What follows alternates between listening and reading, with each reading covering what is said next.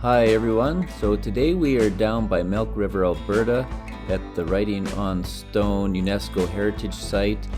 Now this is some of the oldest petroglyphs in North America and is definitely worth the trip out here. So when you first arrive at Writing on Stone, there's an interpretive center and a little museum that you can go in and see all the artifacts that have been found in the area.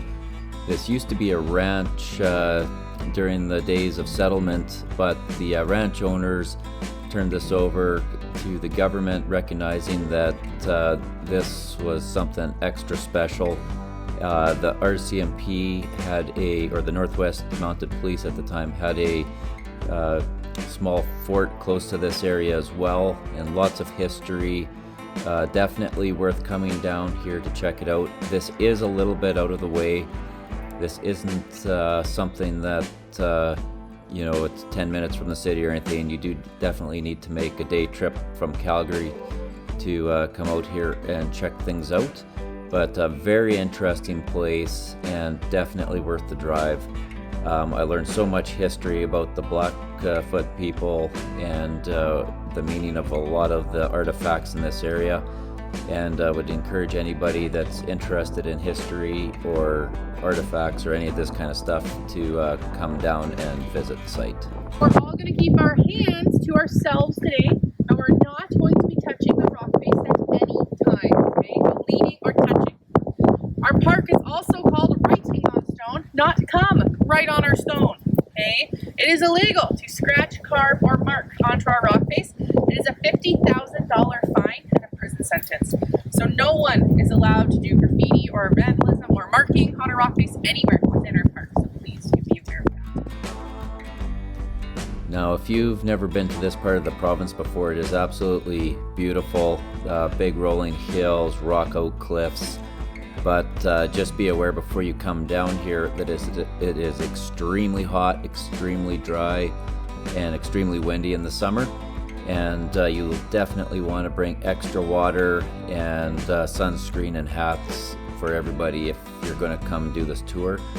Now, the specific rock carvings and rock cliffs that we're looking at here, you actually need to have a tour guide to come and view this. They don't just let you come and wander around, because all of this stuff is fully exposed and not behind a fence, so they require you to be with one of the guides. But the guided packages are well worth doing though, because they do explain a lot of things that you wouldn't get just wandering around on your own. And they do tell you a fair bit about the history and the formations. There's several tours you can do. We just did one of them, but I think if I was coming back, I would probably sign up for all the tours if they were available.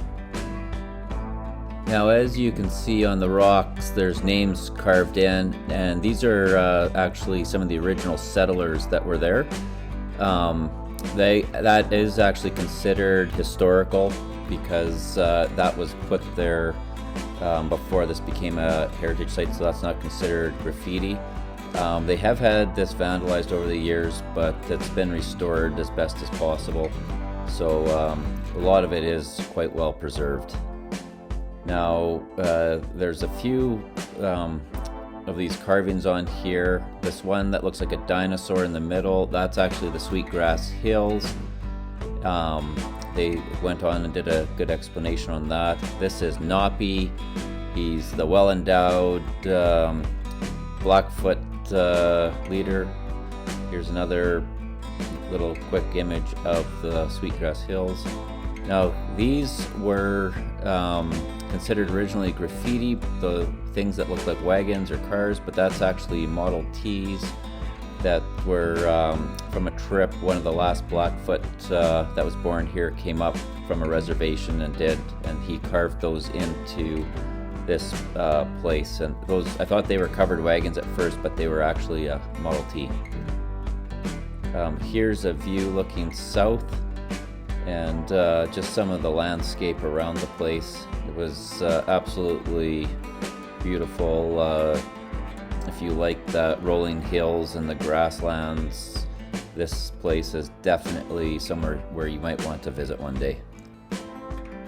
Here, looking over the Milk River, facing south, you can see it's just miles of prairie. There's the Sweetgrass Hills off in the distance. We're very close to the Montana border. Even though the hills look fairly close, they're actually a fair ways away. Now here we're just heading down to the battle scene. This is kind of one of the big things you'll want to see if you come down this way. This is unguided. The battle scene's behind a big cage, so no one can deface it or vandalize it. It's all monitored with security cameras, and it's really cool. It documents a big battle between a couple of tribes, and there's a write-up down by it that kind of explains what you're looking at. So anyways, thanks for following us along on this tour. I would highly recommend coming down to check Writing on Stone out. It has been on my bucket list of places I've wanted to see for quite some time. And anyways, guys, we'll see you in the next video.